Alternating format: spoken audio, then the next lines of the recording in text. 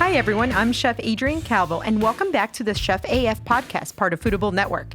Today, we are exploring the trending topic of animal protein versus plant-based for menu innovation.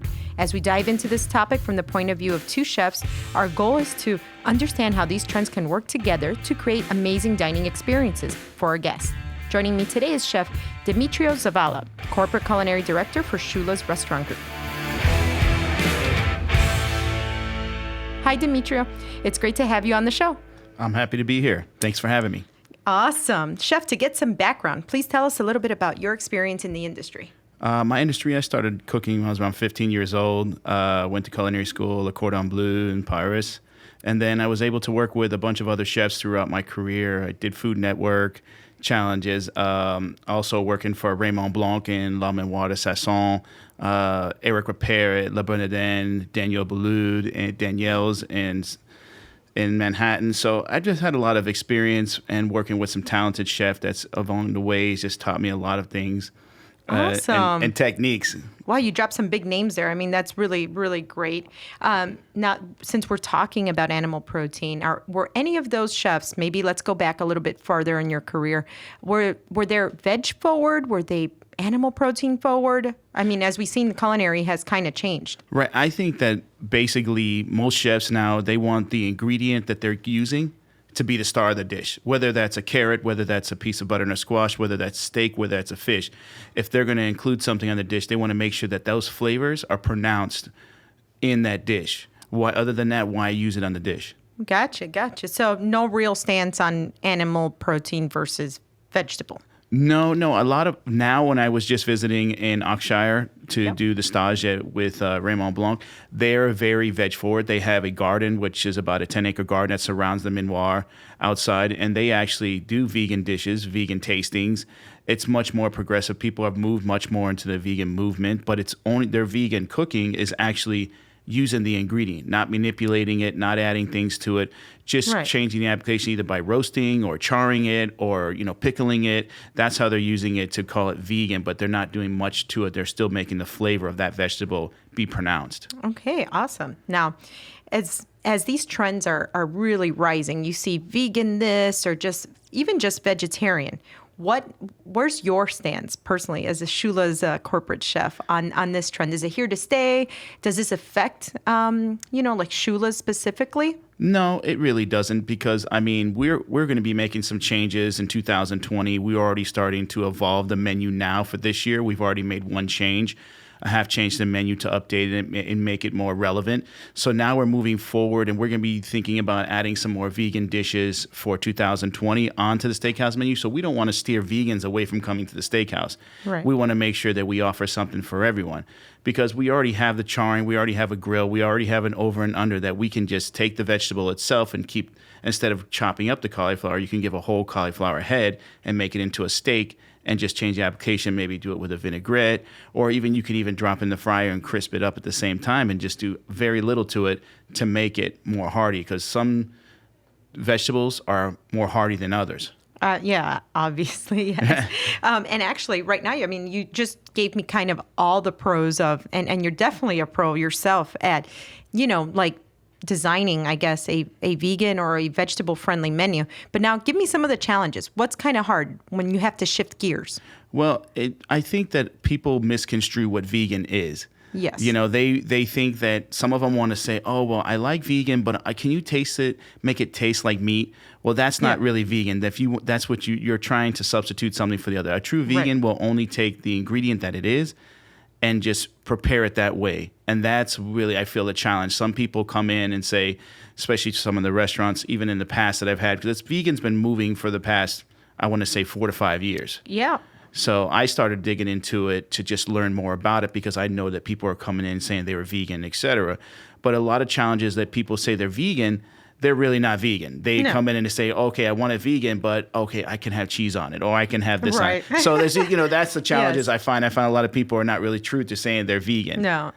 No, and a lot of people don't even understand that vegan is actually kind of like a way of life. Even the way you dress, the soaps you use, everything. It's not just down to your food. Okay, so, and do you feel that the plant-based movement is here to stay, or what do you think are the core drivers of this trend? Like, do you think it's going to be here for another 4 to 5 years, 10 years? How about 20 years? I think it'll be here another 4 or 5 years. 20 years, I wouldn't necessarily say, because if you got to look evolution, I mean, we're all men and we're women, and we were cavemen at one time. Yeah. And we lived differently, where we ate off hunters. Meat and berries and seasonally, and that's all we had. We didn't have legumes.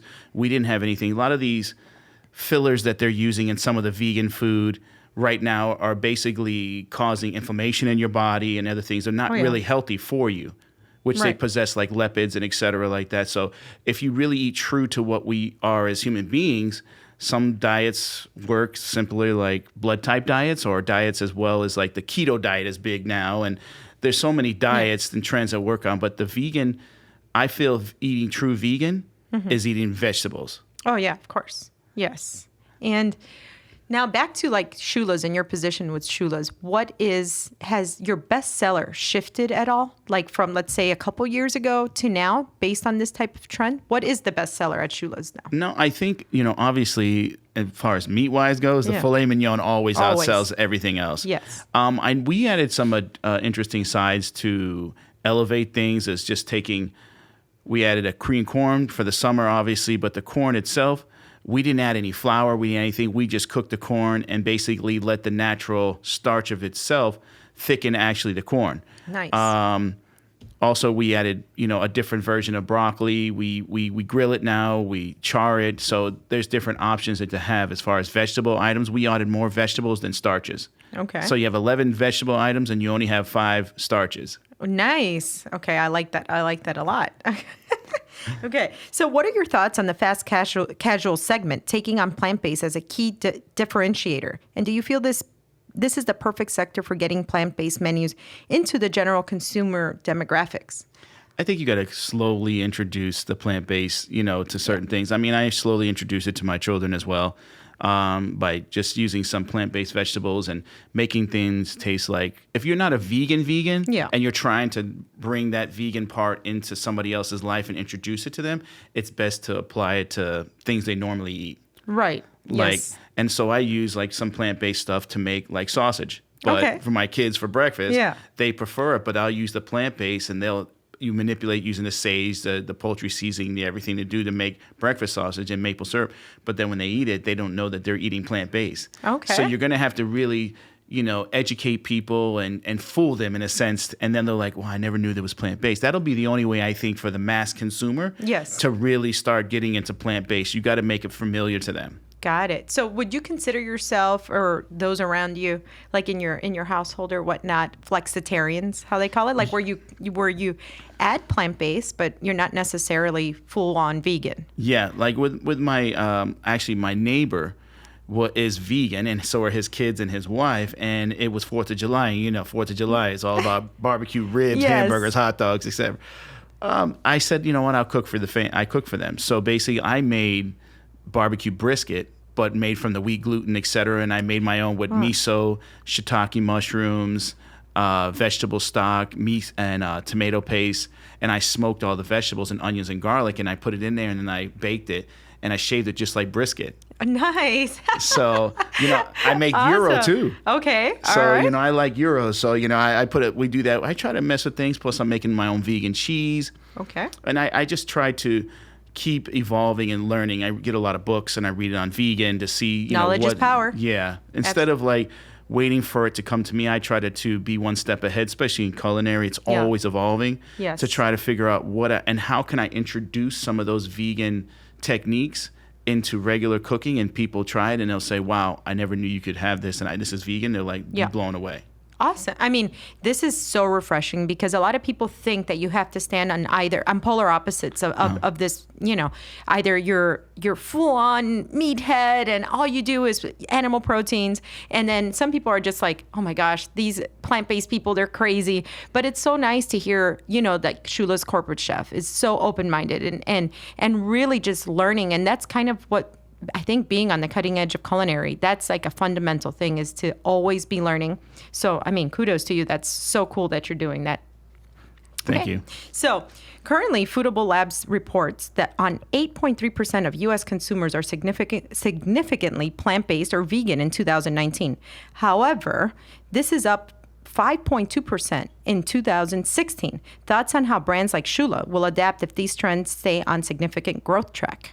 Well, if the plant-based continues to grow, then we're going to basically implement that into our techniques of using. We'll add vegan-based products and make dishes from vegan, especially since I'm constantly learning and learning and learning. We're all about evolving, and we don't want to steer anybody from leaving and not coming to our location or coming to our restaurant. So I can figure out ways to make pasta. I can figure out ways to do anything, even desserts vegan based. Right. So, we're going to introduce a lot of new things. We've already introduced a lot of new techniques and things already into Shula's that we're just beginning. We're not even done yet. Gotcha. Okay. Well, that's awesome. So if you can tell me, what got you to Shula's? Actually, I'm originally from Miami area. And I've always wanted to come back. I still have family here, and I eventually wanted to come back. So I've been working in the D.C. market for a long time because I ended up leaving Miami to go to D.C. because of my kids. I love D.C. Yeah? Great food scene. Yeah, great food scene. Yes, a great food scene.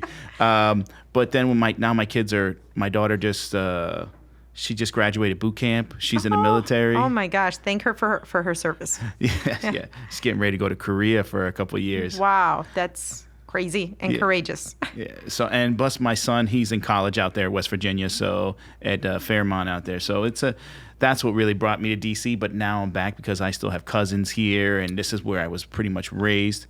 And my daughter was going to go to UM before she decided to do the military. Okay. So it was okay. So I was like, all right, I'm here to stay. So then, and subsequently, I was looking for a job. I talked to a representative from them, and they were looking for somebody at the time, and it clicked together, and it was a good match.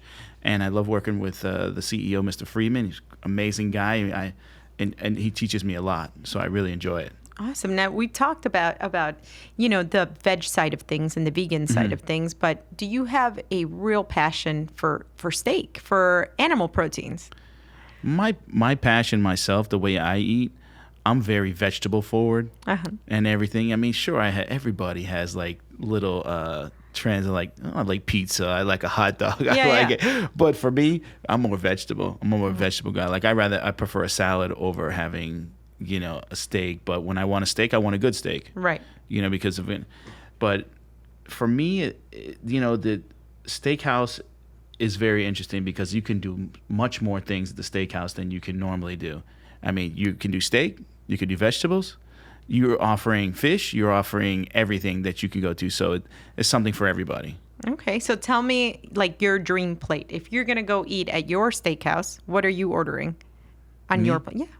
Give me your 3 parts on a dish. What's your favorite? I would say, for me, I love gnudi. I don't know if you know, his gnudi is like, it's a cheese base, but basically gnudi is almost a similar way of making it's gnocchi, but then it's stuffed with cheese. Oh. So if you do like a goat cheese gnudi, or if you do something with a little bit more like a brie gnudi, and you roll it and you cut at the same time, I like that with maybe a really nice deboned, sous vide roasted chicken, crispy skin, and blood orange, and like a little bit of a pistachio persillade. Oh my gosh. I love it. My mouth is watering. All right. Awesome. Okay. And then, all right. 3 of the most, if I could say, not robust, but vegetables that you would consider great on the grill or, for outdoor cooking. I would say it's definitely butternut squash because it has a lot of moisture. So you have to you got to pick and choose the vegetables that have moisture, because you're not going to do root vegetables and go out and grill them unless you poach them ahead of time, because they're going to just dry out and turn to like shoe leather. Yeah. So when you do anything with grilling, you got to make sure that vegetable has a lot of water content to it. So like zucchini is always really good. Portobello mushrooms are always really good. Tomatoes full of water. It's almost too much water. Yeah. So when you grill it, it almost disintegrates on the grill. But as far as me, I prefer zucchini grilled, nice and thick, so it's cauliflower is really good. Broccoli's really good. Okay. Actually, when you grill the broccoli and you get a really nice char on it, it changes the flavor of it. Completely. It's still broccoli. Put a little fresh squeezed lemon and olive oil in it. Well, now that you said lemon and olive oil, share with our listeners, please, a really easy recipe so they kind of have this in the back burner ready to go. Well, if you're going to do it for olive oil or for like a broccoli recipe or a vegetable recipe? Any. Share your secrets. For me, it would be like I would do a merquez. I don't know if anybody, but merquez is more like a sausage, a Spanish sausage that's done with like paprika, fennel seed. I use mustard seed and a little bit of cayenne. Okay. That's all Spicy. in it. And just put a little spice into it, and I basically brush the zucchini with it, and then I grill it. And so basically, what happens when the grill hits those spices, they kind of pop the spices and bloom them open, and it totally changes the flavor of it. So usually I eat it with yogurt, but I like yogurt, but for be vegan, but just the flavor profile that you get from it. Okay. And then just grate some fresh orange zest on top of it when it's done. It really opens up that vegetable and opens all the spices that's on it. Nice. So round up those ingredients again really fast. It's going to be fennel seed, cayenne, paprika, a little bit of oregano. Okay. And just salt, black pepper, and you add them all together, and basically you dust it. So you dust it, but first you brush it with a little bit of olive oil. I brush it a little bit of olive oil to kind of get the spices wet, and then keep it from sticking on the grill. Perfect. And then once you put it on the grill, you want to get nice char marks to start blooming the dry spices. Couple minutes on each side. Nice. And then you just finish with a little bit of orange zest, and that's it. A little olive oil.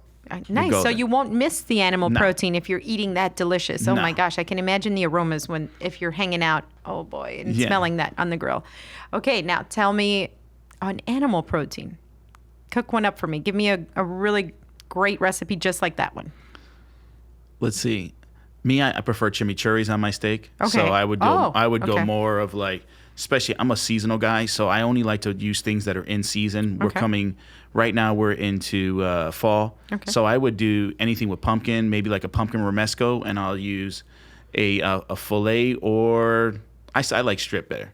Oh, really? So I use New York strip. Yeah. I would sous vide it 129 degrees for about 45 minutes. Okay. Sous vide it lightly, and then basically salt and pepper both sides, and then sear it. In the bag, when you're going to go sous vide it, no seasonings, nothing? I put a few garlic cloves and some stems of fresh thyme. Okay. And I leave that in there and a little bit of olive oil. Okay. And I sous vide it, and then I pick it up with a little bit of salt and pepper on both sides, and I sear it because it's already cooked to rare. Right. So basically cooking it to like medium rare or medium, it takes a little bit, like 5 minutes. Right. And you're up.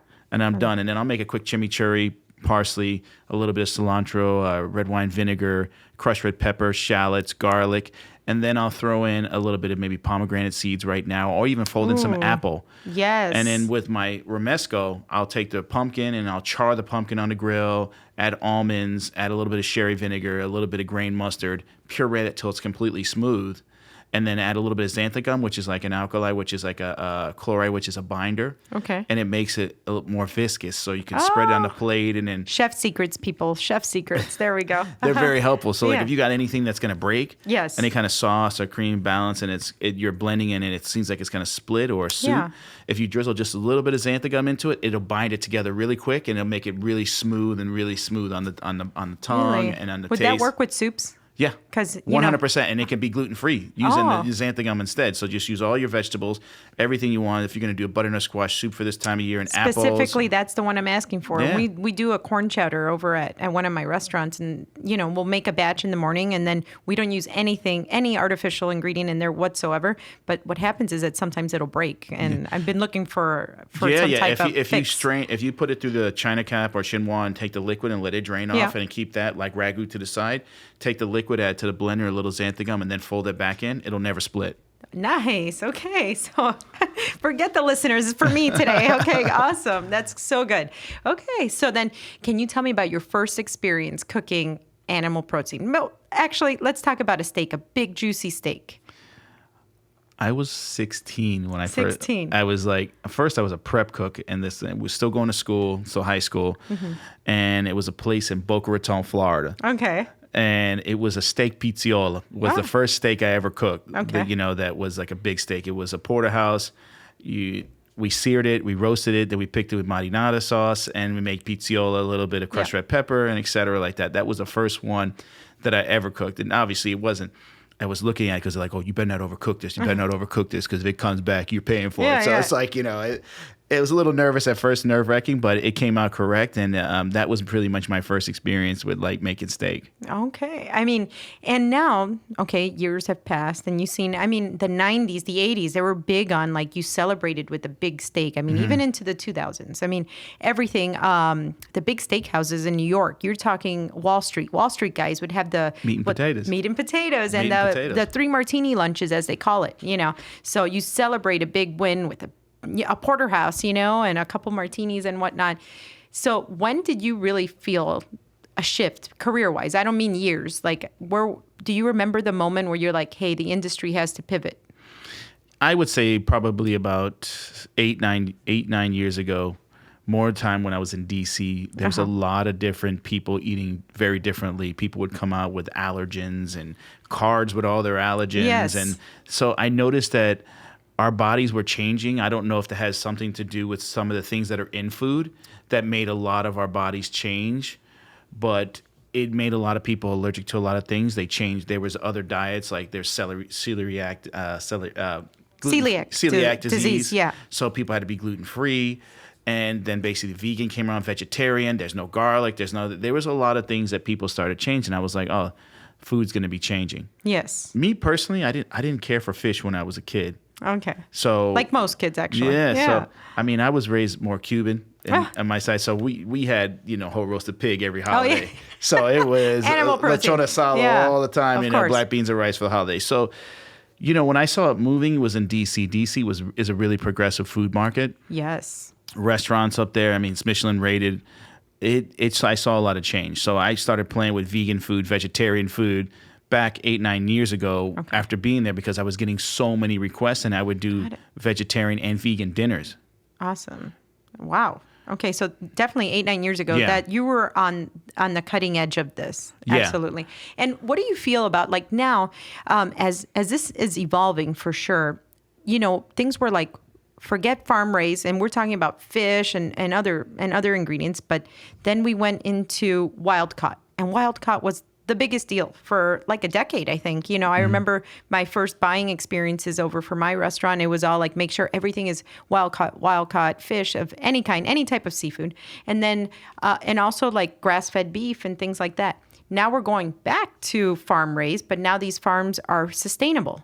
So what do you feel about this trend that's circling back now to farm raised? Well, I think definitely what the biggest problem with the wild is the price. Yeah. And unfortunately... And the waters are polluted. Yeah. And unfortunately, a lot of the consumer's not going to be able to pay the price that you need to charge for what you're buying. Right. So the farm raised, I think they have, maybe not say perfected it, but they've improved the way they farm raise it, and using what they feed.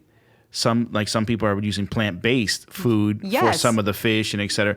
They've actually just done a better job of learning how to feed them instead of using GMOs, instead of using other things to rapidly grow them. So I find that it's going back around because it's actually almost either equal or even better to the wild. Yes, absolutely. And that's what's happening. They're creating a very, very favorable environment, better almost than if they were in the wild. Definitely more healthy for them, because if these seafood are out, in polluted waters, not just polluted by contaminants of the air, but just what's going on with humans dumping, and the trash and everything like that. Yeah, oil spills, et cetera, like that. It affects our ecosystem a great deal. Yes. I mean, look what they're doing with bluefin tunas. Right now, they basically put a big net out into the middle of the ocean, and they feed the bluefin tunas just to grow them naturally in their natural habitat, so actually the meat is actually fatter. It has more fat and more fat, because that's what the bluefin is really... That's what it's known for. Yes, correct. So the same way that trend is going, that we're coming back to kind of like that farm raised, do you feel like people are going to go back into heavy on the animal proteins at some point? No, I think people are starting to eat it in moderations now, instead of engulfing themselves with food. They're actually, they're eating to live, not live to eat. Not live to eat. Okay. Correct. Absolutely. Well, thank you. It was so awesome to have you. I hope you had a good time. I did. I enjoyed myself very well. Thank you for having me. Thanks for listening in today. Make sure to subscribe to your favorite podcast app and leave a review on iTunes. We love the feedback. If you have an idea for the show or a new topic, or a guest you would like to see here on Chef AF, make sure to send it to producer@foodabletv.com. Also, if you like this show, you love some of our other podcasts, just search Foodable Network on iTunes to get access to all the amazing culinary content.